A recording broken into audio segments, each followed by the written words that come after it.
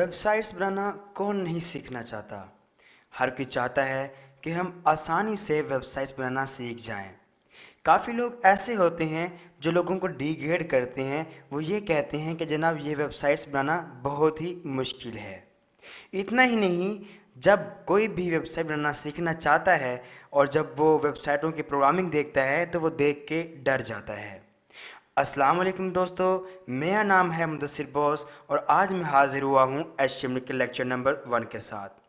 आज मैं आप लोगों को बताऊंगा कि वेबसाइट बनाना कितना आसान है। इसकी प्रोग्रामिंग बिल्कुल भी मुश्किल नहीं है।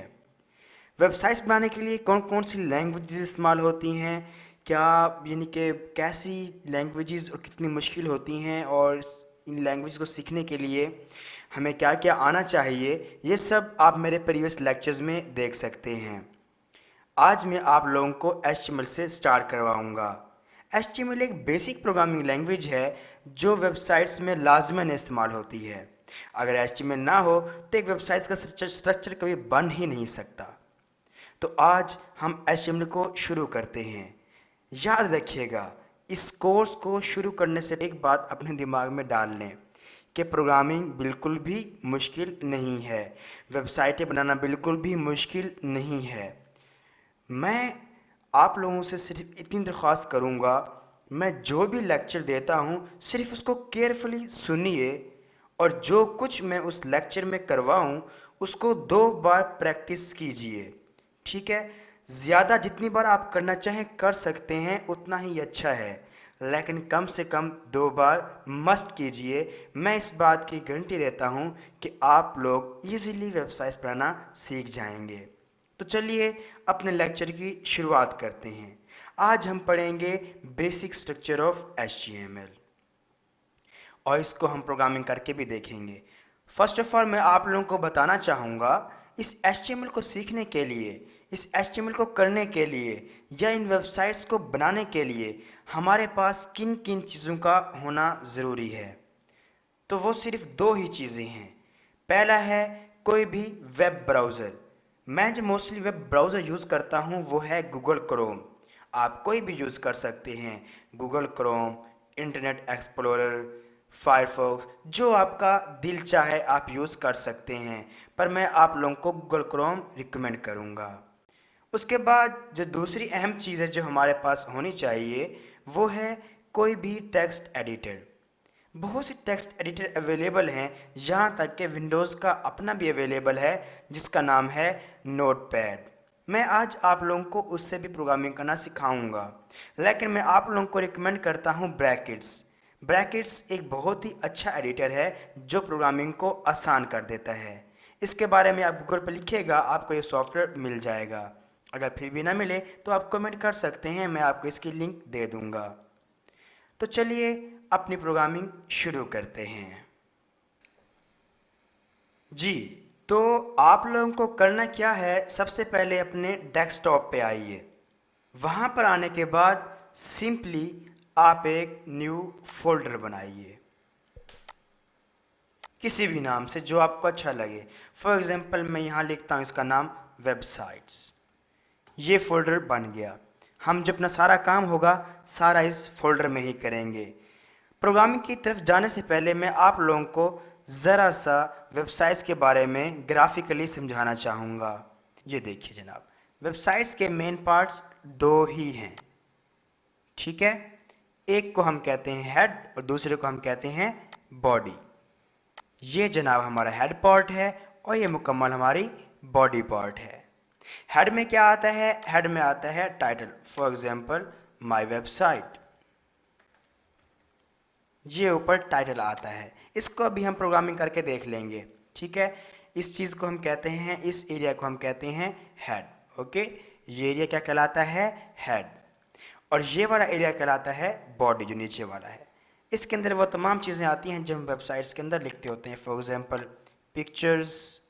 ठीक है जनाब, पिक्चर्स भी आ सकती हैं और जनाब टेक्स्ट भी आ सकता है। ऐसे टेक्स्ट इधर आ जाता है। ठीक है, बहुत कुछ आता है वेबसाइट्स के अंदर, तो हर एक चीज़ आती है।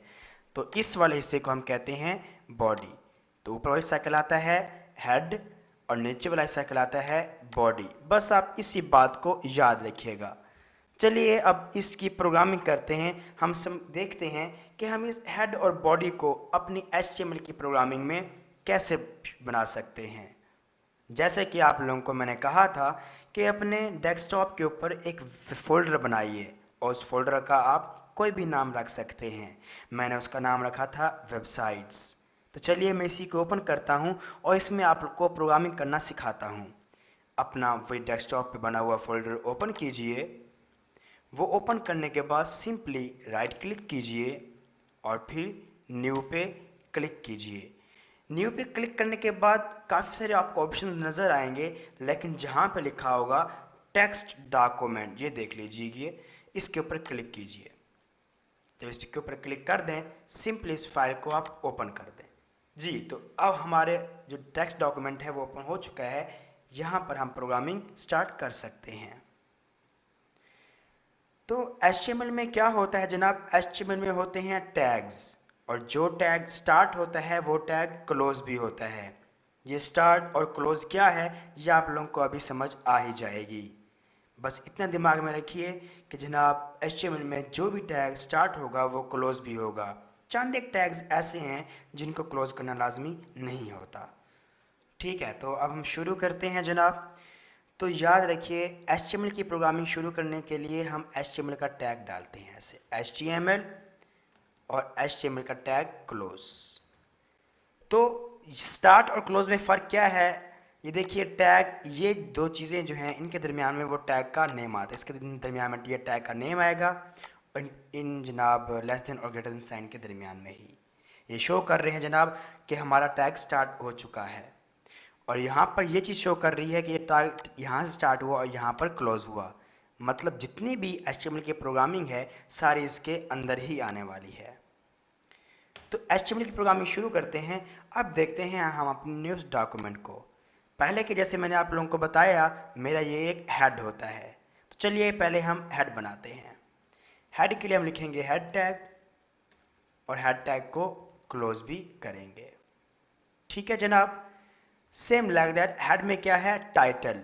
तो हेड के अंदर ही मैं डालूंगा टाइटल, और टाइटल मेरा है माई वेबसाइट, और टाइटल को क्लोज। जैसे कि मैंने आप लोगों को बताया था कि मैं जो टैग स्टार्ट करूंगा वो टैग मैं क्लोज भी करूंगा। तो जैसा कि आप देख सकते हैं हमारा हेड वाला सेक्शन पूरा हुआ। यहाँ मैंने अब टाइटल क्लोज कर दिया। ये हमारा हुआ हेड वाला सेक्शन कंप्लीट। ठीक है, तो ये हेड पूरा हुआ। इसके बाद हमारा क्या है, बॉडी। तो चलिए बॉडी को बनाते हैं। बॉडी लिखता हूँ और बॉडी का टैग क्लोज। तो मेरी बॉडी भी बन चुकी है। बॉडी के अंदर मैं कुछ भी लिख सकता हूँ, for example my first website. तो जनाब ये हमारी फाइल तो बन चुकी है। अब इसकी प्रोग्रामिंग को हम वेबसाइट की तरह कैसे सेव करते हैं उसका बहुत ही आसान तरीका है। सिंपली आप फाइल पे क्लिक कीजिए, सेव एज पे क्लिक कीजिए और फाइल का आप जो नाम रखना चाहते हैं वही नाम रखिए। फॉर एग्जांपल मैं रखता हूँ वेबसाइट। नाम रखने के बाद लास्ट में डॉट लगाना है और HTML लाजमी लगाना है। ये डॉट HTML इस चीज़ की निशानदाही कर रहा है कि ये जो फाइल है ये फाइल एक HTML की है और ये एक वेबसाइट की फाइल है। इसके बाद सेव एज टाइप लिखा हुआ है, इसके ऊपर क्लिक करें और ऑल फाइल्स के ऊपर क्लिक कर दें। सिंपली सेव पे क्लिक कर दें तो अब ये फाइल एज वेबसाइट सेव हो जाएगी। चलिए अपने फोल्डर में चलते हैं। यहाँ देखिए ये फाइल सेव हुई खड़ी है। हम इस फाइल को ओपन करते हैं और चेक करते हैं जो कुछ हमने बनाया है वो बना भी के नहीं। डबल क्लिक करता हूँ और ये फाइल देखिए मेरे वेब ब्राउज़र में ओपन हो चुकी है। यहाँ गौर कीजिए लिखा हुआ है माई वेबसाइट। ये एरिया है मेरा हेड जो कि मैंने आप लोगों को इसमें दिखाया था। ठीक है, ये देखिए ये मेरा वेबसाइट, ये है मेरा हेड एरिया और ये है मेरा बॉडी एरिया जो कि मैंने आप लोगों को यहाँ पे दिखाया हुआ है। और बॉडी एरिया मैंने क्या लिखा है, माई फर्स्ट वेबसाइट। तो ये था हमारा basic structure of HTML। I hope कि आप लोगों को ये लेक्चर समझ आया होगा। अगर अभी भी आप लोगों को कोई चीज़ समझ नहीं आई तो आप लाजमन कमेंट कीजिए ताकि मैं अगले लेक्चर में उस चीज़ को एक्सप्लेन कर सकूं।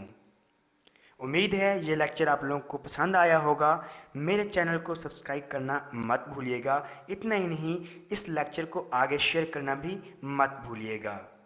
अल्लाह हाफिज़। इंशाअल्लाह ताला मिलते हैं अगले लेक्चर में।